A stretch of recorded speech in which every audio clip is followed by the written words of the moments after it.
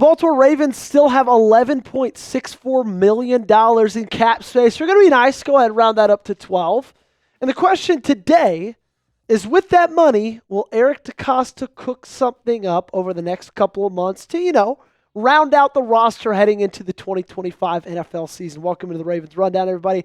I am your host, Joey Peterson, and I want to remind everybody, okay, before they say, A, Joey, that's not enough money, or B, Joey, this team doesn't do anything, I want to remind you that Baltimore's been pretty careful with money so far this offseason. They've done a lot of different things. Let's start with Marlon Humphrey's restructure, right?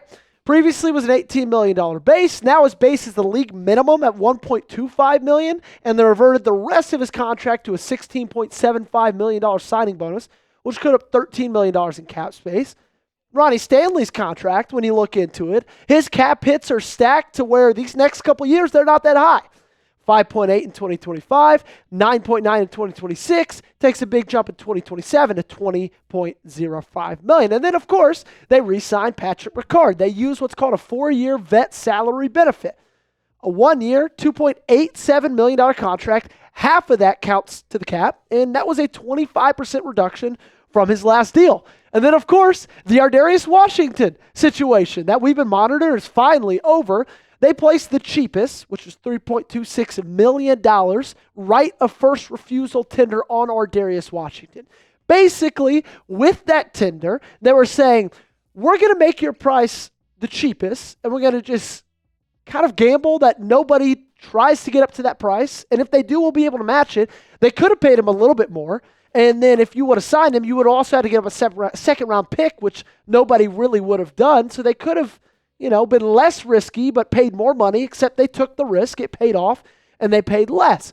So why do all these moves unless you might have something in the tank or in the scope over the next couple of months to maybe feel a little bit better about your roster going into 2025? That's what we're talking about on today's episode. I got to ask you guys, do you want to be a real one?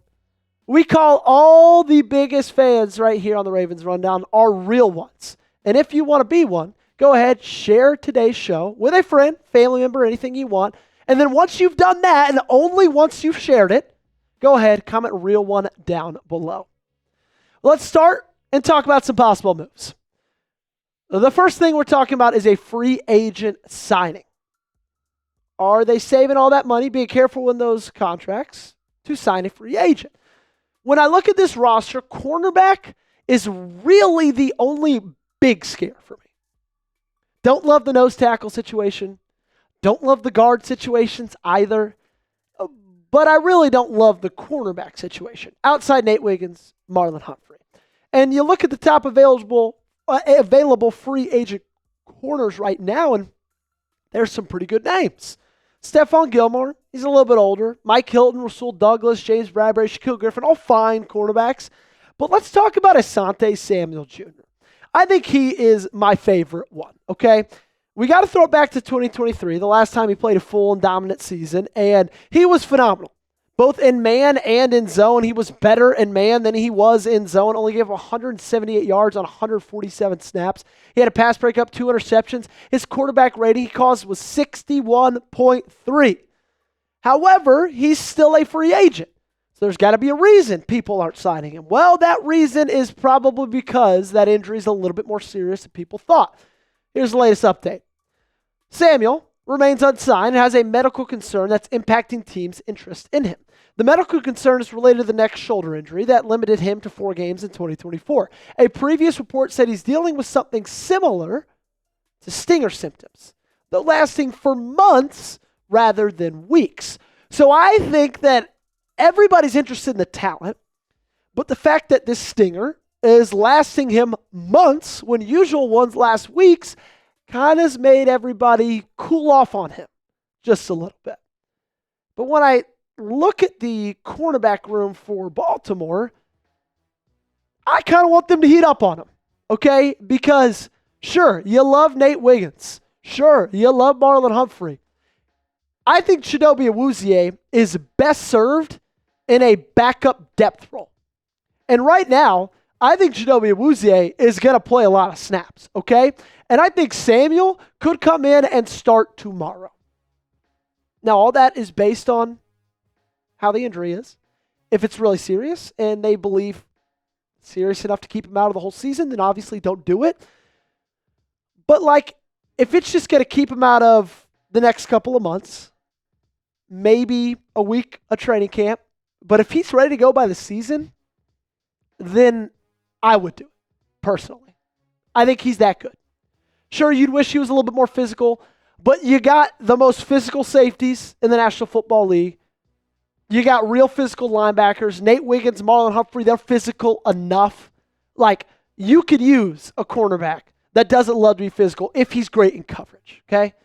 Should the Ravens sign a cornerback in free agency? You let me know your answer down below by typing yes or no. Coming up, we got 2 more possible moves that the Baltimore Ravens could make with $12 million left in their cap space.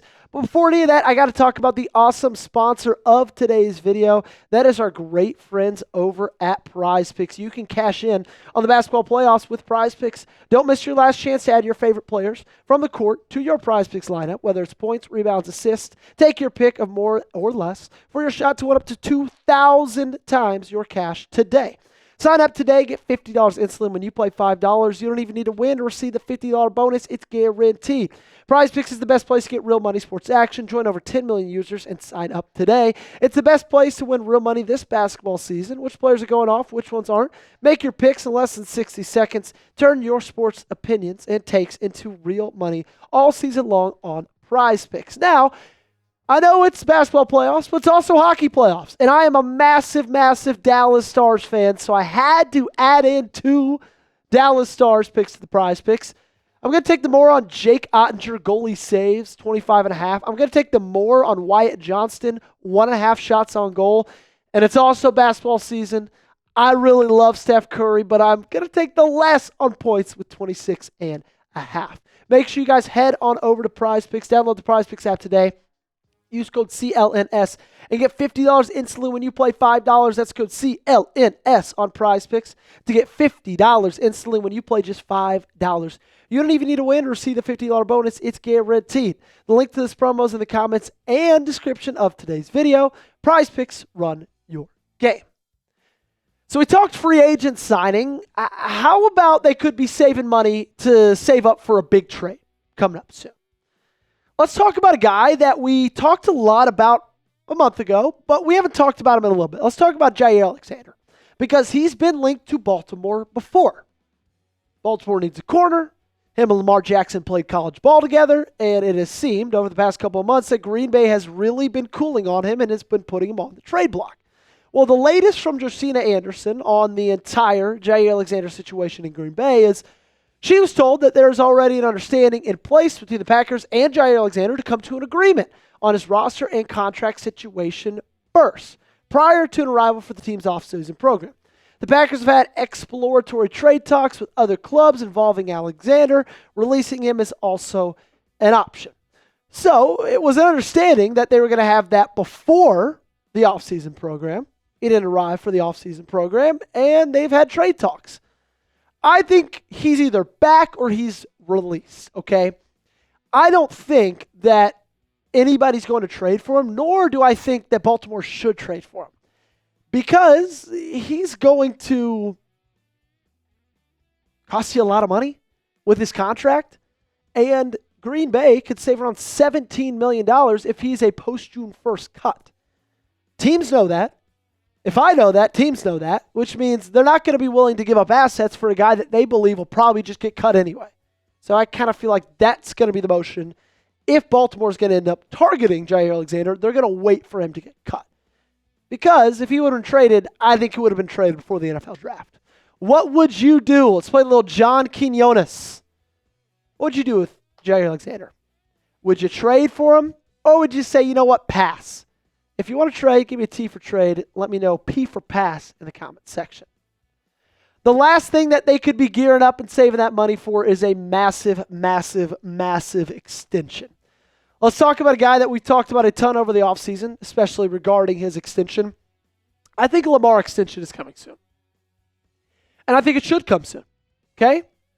I don't think anybody in the National Football League is more worthy of an extension than our man number 8. Okay, and Ari Mirov at My Sports Updates, tweeted out about 2 months ago. The Ravens have had early extension talks with QB Lamar Jackson, and head coach John Harbaugh said that when a deal gets done, Jackson will be the highest paid player in NFL history. And then Adam Schefter updated us a couple of weeks ago that it's imminent. Should be happening very soon. We're just waiting on it to happen. And the reason that he's going to get extended, not just because he's won the MVP 3 times, should have been 4 times this past season, not only because he threw for over 4,000 yards and 41 touchdowns on 4 interceptions in 2024, but because the money just doesn't make sense right now. His cap hit in 2025 is $43 million, which is a big one, but it pales in comparison to 2026 and 2027 when he cost $74 million on the cap. You extend him, you save like almost $20 million each of those last seasons, okay? So that is the reason to save some money, then extend him, and then save some money again on the back end with that new cap space. I think he's incredibly deserving, and I think Buffalo just gave you a wonderful blueprint for what an extension would look like. Just up the guaranteed money a little bit because I think he's a better quarterback than Josh Allen. Make sure you guys hit that subscribe button. We're going to get on out of here. Also, just a little reminder, we will be live later today, 5 p.m. Eastern Time, 4 p.m. Central, 3 p.m. Mountain Standard, 2 p.m. Pacific. Hey, we got Raven fans all over the country. Make sure you guys hang out with us. Jack Lotteray will be with me. We'll be live for about an hour. Got 3 seconds for you. It's going to be a blast. I'll see y'all later.